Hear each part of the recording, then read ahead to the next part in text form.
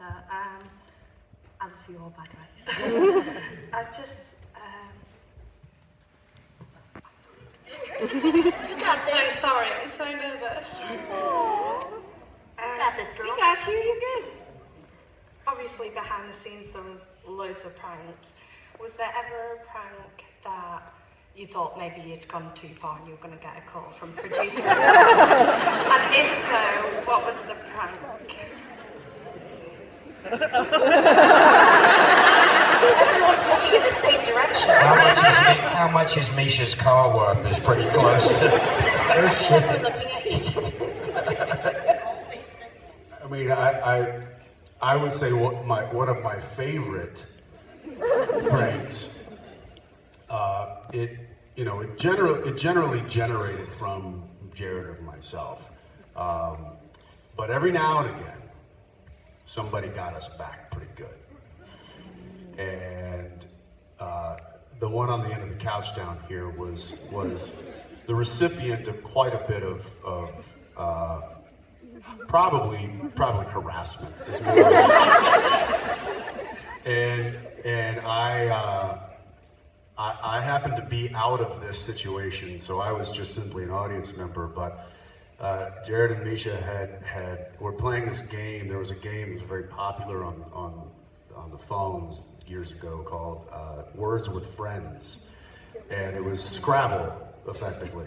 And Misha thought Jared said, you want to make it interesting? Let's make it $100 a point. A point. If you win by 10 points, you'd owe $1,000. $1,000. I was like, no, because that could happen. You could lose by 10 points. I'm not going to give you $1,000.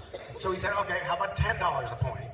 And then But here's the thing, we've been playing for a while, like all of us. Everybody been playing. And everybody was relatively about the same. Everybody in the crew was playing everybody. Right, but everybody was about For the about same, a year. Talent, like at the same level, yeah. This particular game, Jared won by 140 points. It was the biggest spread that any of us had ever seen on any game. It was the only one I ever bet on. And so I owed him. How much was it? I actually owed him. It was 160 points because I owed him $1,600. It was almost $2,000. I remember it was horrible. It was around $2,000. And of course, Jared, he was like, you don't have to pay me. And Misha was like, no. I'm a man of my word. I will pay you. Just give me a few days. Misha we were filming in Canada, and Misha went around to every bank and collected $1,600 worth of coinage.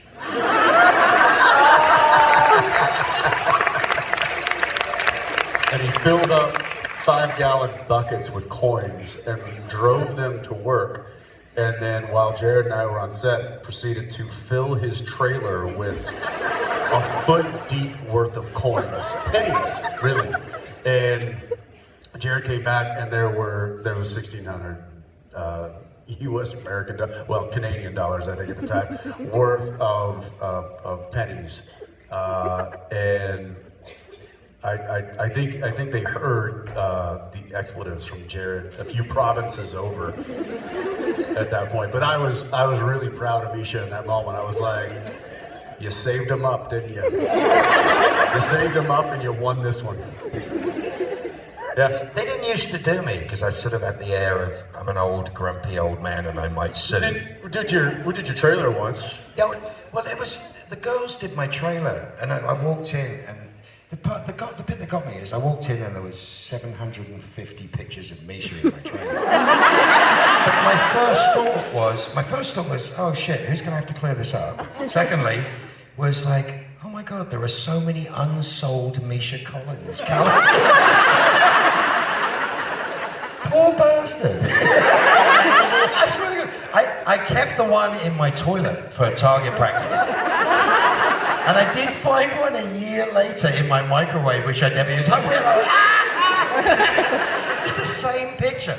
And they duct taped a camera to the inside of my door, and they expected me to lose it. I thought it was hysterical. I thought it was brilliant. I was like, Jared wrote something rude on the back of my car, and I went to Jared and I went, if you scratch my paint, it's going to cost you $6,000. And he went, sorry.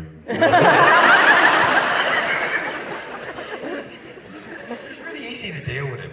Stop. Okay. DJ, did you get pranked or harassed? No, it's just like they're not fun to be in a coma around. Like it's very hard to play coma around Jared and Jensen because they're gonna fuck with you, like squirt you with water, or like Jared was just, they were like, now we're gonna do footage of DJ in a coma. Unzip his zippers. The zippers are like 4 feet long. Right? Or like I had to take my shirt off and Jared said he was gonna come to work and do jumping jacks or like push-ups behind me. Because I was like, I'm not eating bread this week, so I have to have my shirt off in front of you motherfuckers. And he was like, well, I'm gonna come and do push-ups behind you. It's like that kind of stuff. But, and then Jared once I walked into a scene with these guys and they were looking at like a coroner's report and I had to take the report and look at it and I asked for it from you, I think. And I get it, and then I look through it and hand it back because I don't know what it means. And Jared had taken the coroner's report and turned it over and draw stick figures all over it, doing the most terrible things to each other. You've never seen stick figure porn like Jared can come up with.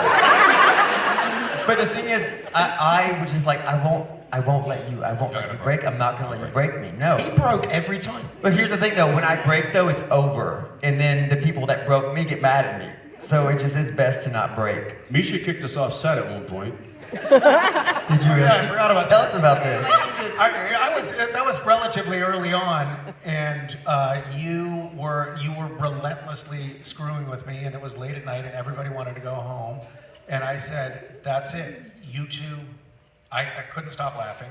He was like, I will not perform this scene if you are on the soundstage, which is like the entire building that the whole set is on. And I said, "You two get out of here." And the producer, the director, and the first AD effectively kicked Jared and I off of set, and he then proceeded to do the rest of the scene with no one there. Was it good?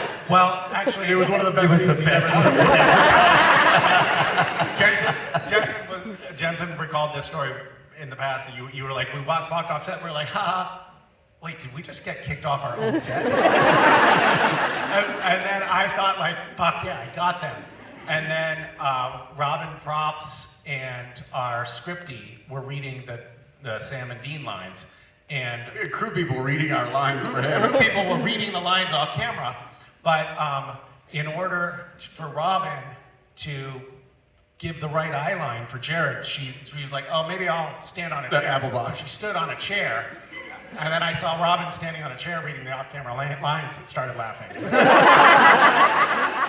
You know what he did to me at the end of the scene? They'd finished, right? And I had this massive scene, the wake up with the black eyes scene. It was a big deal. And Tom Wright was directing, who I love, absolutely wonderful director. It's so much fun with that man. And I've got this heavy sort of 6-page story, whatever. And you may or not have, because you got to the end of the scene, you might have had a few whiskeys at that point. I mean, a pair of you might have had just a few. Because he's laying in a bed for an hour and doing absolutely nothing. But I literally pooed myself because I'm in the middle of a speech and he leapt out of the bed and went,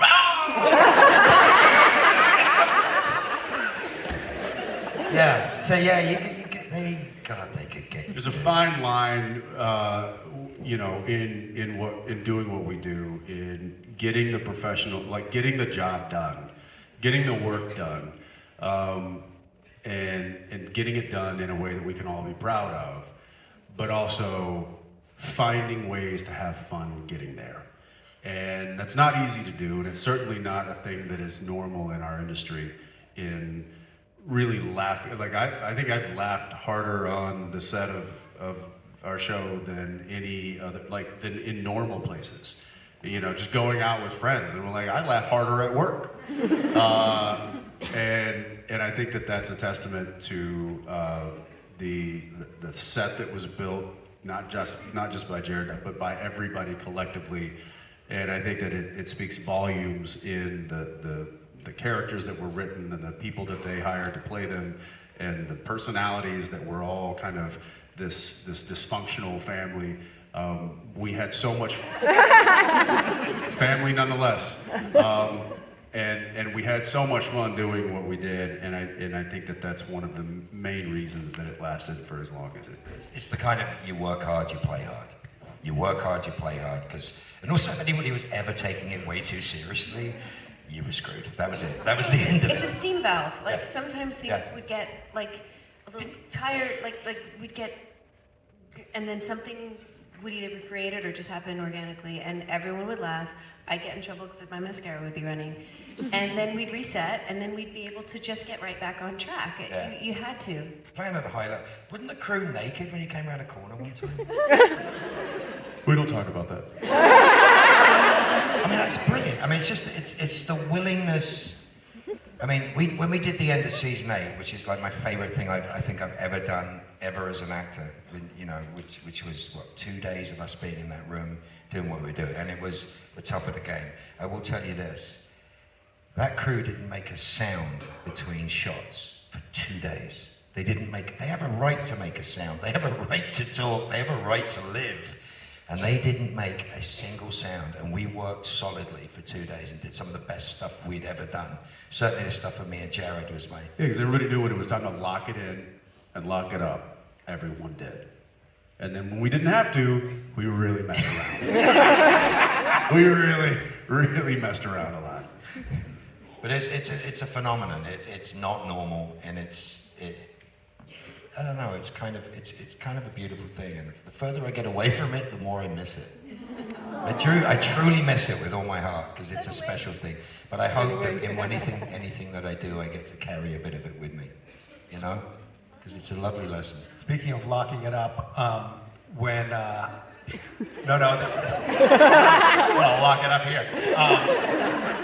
In the final, in Castiel's declaration of love scene / death scene at the sorry, spoiler.